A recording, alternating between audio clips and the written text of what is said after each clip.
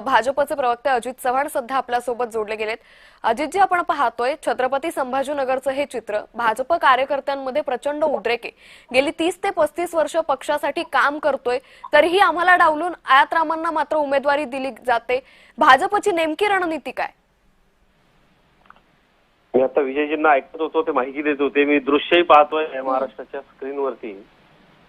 मला असं वाटतं की एखाद्याचा संयम ढासळणं आपण समजू शकतो। जे कार्यकर्ते काम करतायत अनेक वर्ष, 80% आमच्याच कार्यकर्त्यांना आपण संधी दिलेली आहे। आपण जर याद्या बघितल्या आजच्या तर आता याच्यामध्ये असं आहे की एखादा माणूस, एखादा व्यक्ती हा अनकंट्रोल्ड होऊ शकतो, कारण त्याला इच्छा असते की मला तिकीट मिळालं पाहिजे। पण शेवटी निवडून येण्याचा निकष हा तितक्याच महत्वाचा आहे असं मला वाटतं। काही प्रमाणामध्ये निश्चितपणे आमच्या सहकाऱ्यांमध्ये नाराजी असली तरी देखील पक्षशिस्त सुद्धा सगळ्यांनी पाळली पाहिजे। शेवटी आज बघा, भारतीय जनता पार्टी असेल किंवा महायुती असेल, यांच्याकडेच उमेदवारी मिळवण्याकरता इतक्या मोठ्या प्रमाणावरती आपल्याला झुंबड पाहायला मिळाली। आमच्याकडे जागा आहेत 1,200, इच्छुक आहेत 1150। त्यामुळं अशा पद्धतीचा उद्रेक होणं हे आम्ही समजू शकतो। पण आमच्या सहकार्यांना माझं एक आव्हान आहे की आपला पक्ष मोठा आहे, आपल्याकडे संधी खूप आहे, संधी सगळ्यांना मिळेल। त्यामुळं अशा पद्धतीनं पक्षशिस्तीचं उल्लंघन करणं बरोबर नाही। हल्ली माध्यमं बरीच आहेत, प्रत्येकाच्या हातामध्ये मोबाईल आहे, त्यामुळं इमिजिएटली एखादी कृती करून ती व्हायरल करणं सोपं आहे। पण या सवंग प्रसिद्धीला कुठल्याच पक्षाच्या सहकार्यांनी बळी पडू नये असं मला वाटतं, कारण शेवटी जनता आम्हाला पाहत असते। आम्हाला आमचा पक्ष सांगेल ते काम करणं ही पक्षशिस्त आहे।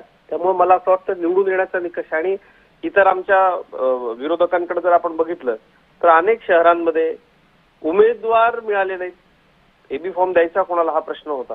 शेवटी जनता आज आमच्या सोबत आहे, त्यामुळे कार्यकर्त्यांचा आग्रह असणं स्वाभाविक आहे। परंतु अशा पद्धतीनं नेत्यांना टार्गेट करणं हे काही बरोबर नाही असं माझं मत। अजितजी, मात्र हे चित्र आज फक्त संभाजीनगरचं नाहीये, तर नाशिकमध्येही काल अशाच पद्धतीनं मोठा गोंधळ भाजपमध्ये झाल्याचं पाहायला मिळालं होतं। एबी फॉर्मसाठी उमेदवार मोठ्या पद्धतीनं आक्रमक झाले होते। राज्याच्या विविध ठिकाणी हे कार्यकर्ते आक्रमक झाले होते। याचा परिणाम मात्र आता भाजपचे जे निष्ठावंत कार्यकर्ते आहेत त्यांच्या पुढच्या कार्यपद्धतीवर मोठ्या प्रमाणात होऊ शकतो। आगामी निवडणुकीवरही याचा परिणाम होऊ शकतो की? अतिशय चांगला प्रश्न आपण विचारला। माझ्या सोशल मीडियावर जर आपण गेलात तर कालच्या सगळ्या व्हिडिओजचा एक एक करून मी खुलासा केलेला आपल्याला दिसेल।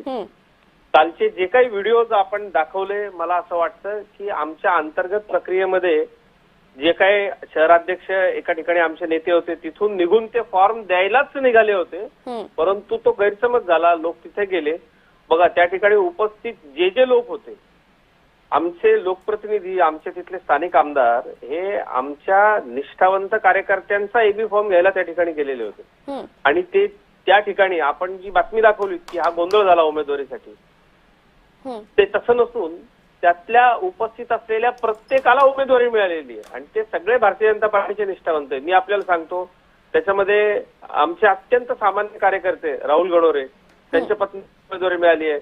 अशोक पवार 30 वर्षापासून भाजपचं काम करतात, ते एका कारखान्यामध्ये कामगार आहे, त्यांना उमेदवारी मिळालेली आहे।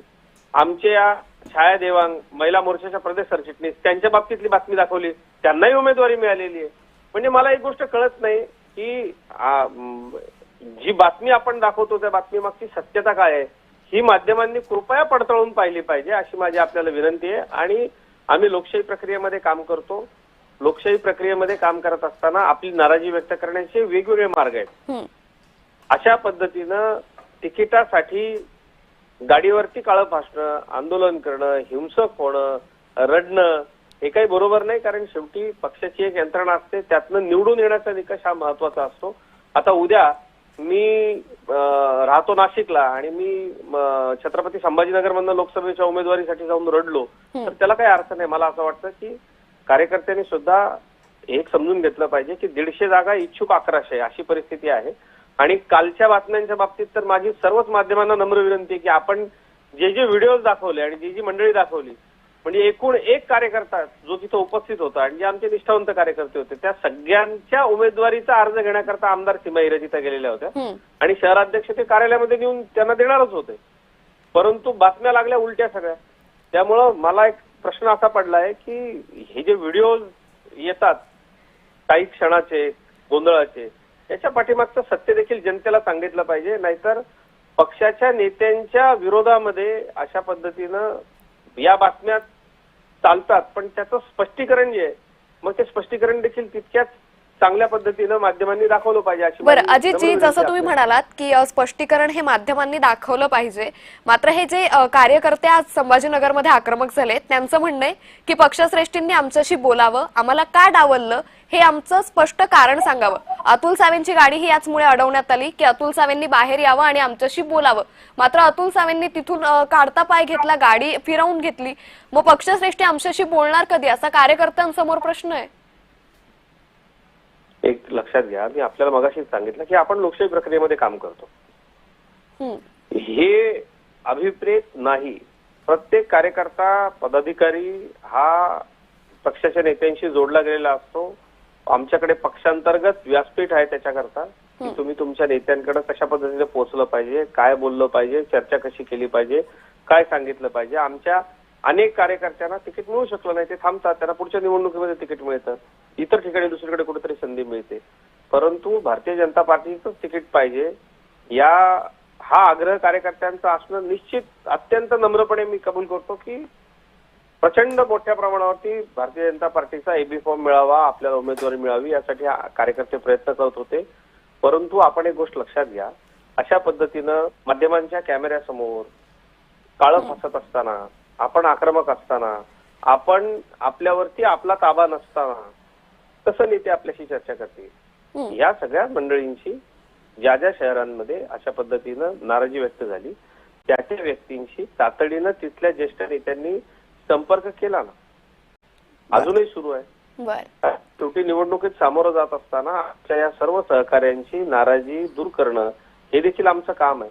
आमचे वरिष्ठ नेते ते निश्चितपणे करतील. परंतु हा मार्ग तो नाही.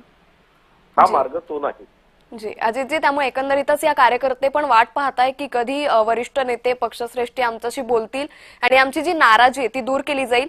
आता हे सगळं नेमकं कधी होतं आणि याचा परिणाम पुढे होतो का हे पाहणं तर महत्वाचं ठरेल. तुर्तास धन्यवाद आपण जय महाराष्ट्र सोबत साधलेल्या या संवादासाठी.